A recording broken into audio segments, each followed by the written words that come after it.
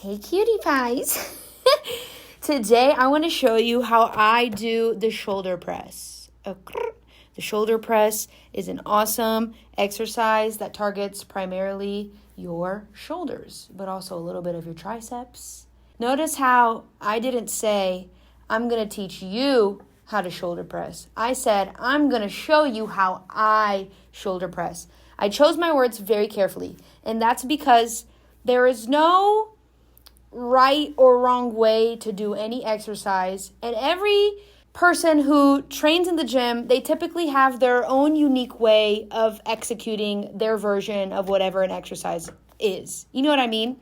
So my goal with this video is just to show you how I do it, some foundational tips that are going to help you whenever you do your shoulder press so you can find the variation of the shoulder press that best fits your needs. Awesome? Okay. So for context, I have been training shoulder press these days, less for strength and more so for hypertrophy. So my main priority with the shoulder press is not to lift as much weight as efficiently as possible. My goal with shoulder press currently is to grow my shoulders and get the best shoulder pump.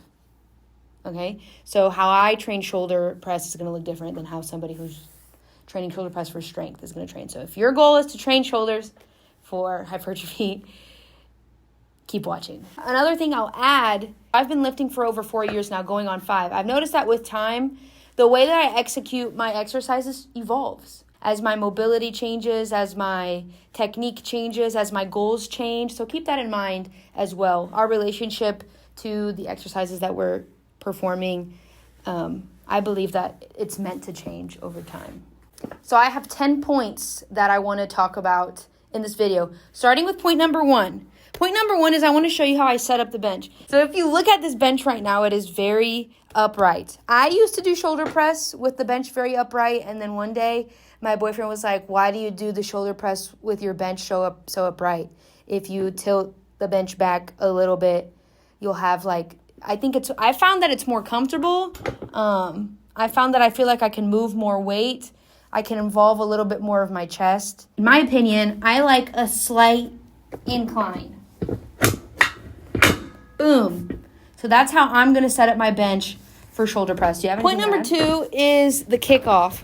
So when you're a beginner, the kickoff doesn't matter as much because the dumbbell is light enough to where it doesn't matter. But as you start getting stronger, I want to show you how I kick the dumbbell up so that I don't waste energy trying to hoist the...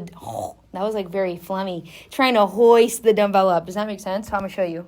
You put the dumbbell on the edge of your knee and then you kick. And you kind of help yourself up. And then you can begin the press. Okay. Point number 3. What position should your elbows be in?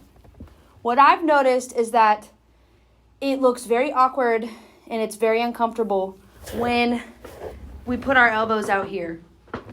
And honestly, it doesn't feel very good on my shoulders. So I like to lightly tuck my elbows in at a 45-degree angle. Keeping in mind that if it's uncomfy for your shoulders in that position, you can also do it with your elbows pinched in. Just keeping in mind that when your elbows are more forward like this, you're going to feel a lot more tricep. I find that when my elbows are a bit more off to the side like that, I feel a better connection with my shoulder. So find the elbow placement that allows you to make the most progress, feel the best pump, and feel the least amount of pain, the most comfortable as possible. Point number 4 is you're going to see that I puff out my chest when I do shoulder press. And I find that puffing out my chest, it pre-stretches my shoulder fibers. So everyone's right now currently in the fitness world is talking about how important having the muscle, spending time with the muscle in the stretch position is for growing the muscle. So when I puff out my chest, I feel a nice deeper stretch in my shoulder muscle fibers. But also squeezing your upper back, like squeezing your shoulder blades together. I don't know, it just puts you in a stronger position. I find that it makes me feel like more capable and stronger in the weight that I'm moving. Would you agree? That's why we puff out our upper chest. It's for scapular retraction. For scapular retraction, what does that do for us? Takes out the shoulder from being able to get injured. Okay, yeah. Think about it as like putting your shoulders in an optimal position to do work. Less likely to injure yourself. Point number 5, range of motion. Whenever I was shoulder pressing for strength, I would go just to parallel. Because I didn't give a fuck about maximizing growth. I just wanted to push as much weight as possible. But now that my main priority is growing the muscle and not necessarily just being strong as fuck, Miss Ma'am goes all the way down and all the way back up. Again, because I'm getting that nice deep stretch in my shoulders. And I found that going that full range of motion has required for me to lower the weight that I was using. And it has required me to go more slow, more controlled. I'm spending more time under tension. I'm spending more time in that stretch position. Bro, I feel like the bottom part of any movement is the hardest part. We got to spend more time in the hard part. That is, of course, if your shoulder mobility allows. So if going anywhere past parallel starts getting very uncomfortable for you, then obviously just go to parallel. But I think everyone could benefit from going at least to parallel when they do shoulder press. But if you have that range of motion, I would say don't short yourself. Go that full range of motion. Go all the way down. Feel that deep stretch. Time under tension is going to be what drives hypertrophy. So I try my best not to relax at the bottom or to pause at the top. I'm flowing. I'm staying under tension and I'm moving through the full range of motion. So I'm not relaxing at the bottom. Also, if you relax at the bottom, it gets a lot harder to come back up. So I'm getting kind of bored. Are you bored? Okay. I think this is point number 7. Using leg drive. The way that I like to explain it is, what conducts energy better, a limp noodle or a steel rod?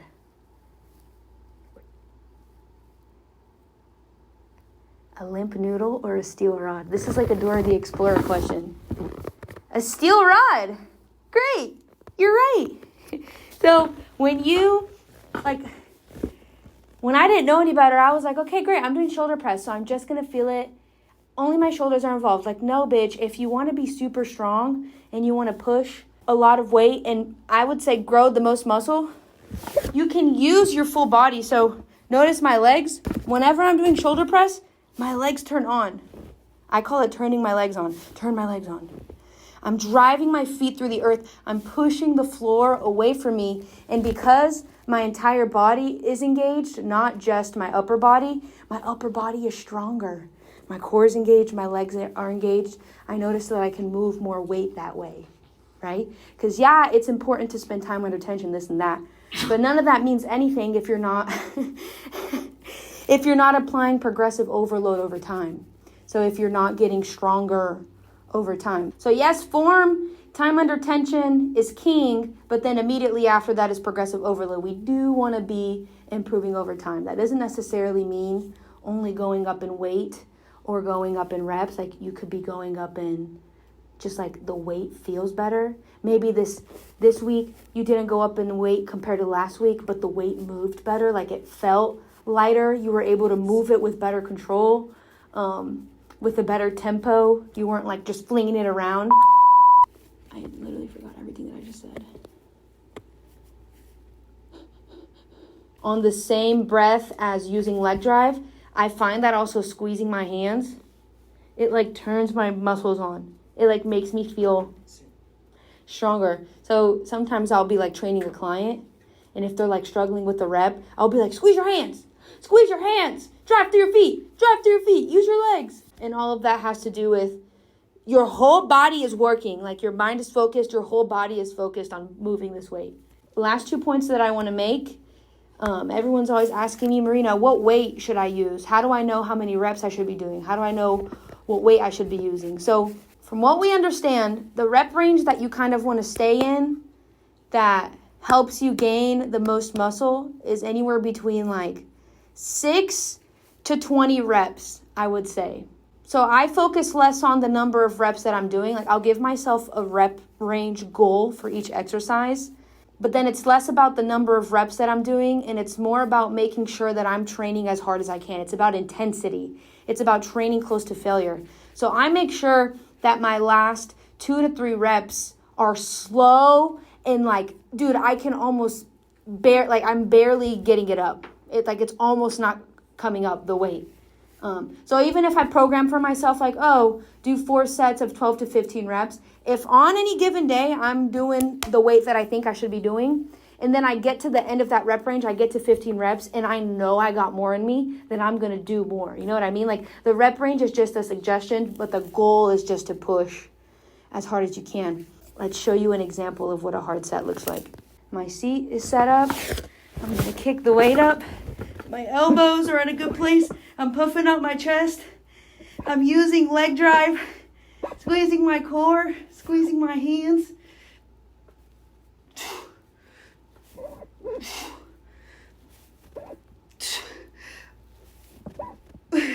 Full range of motion. I got more. I think I got another one.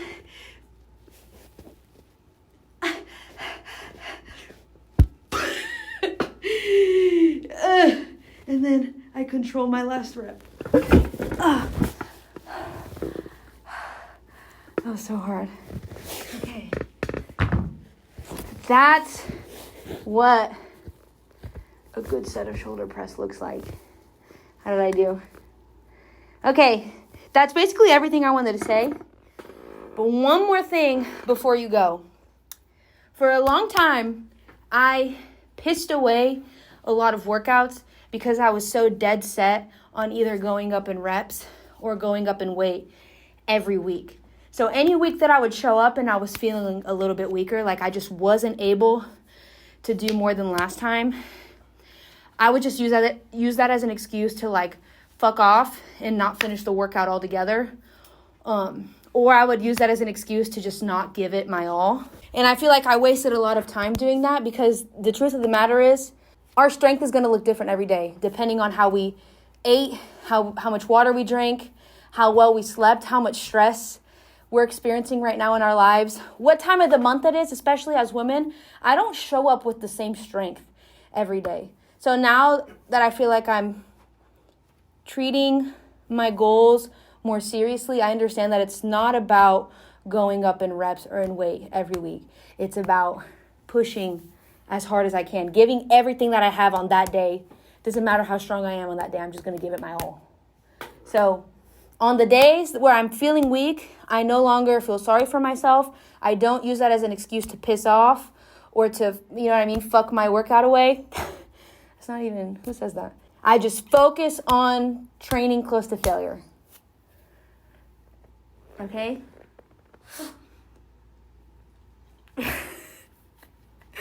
Okay.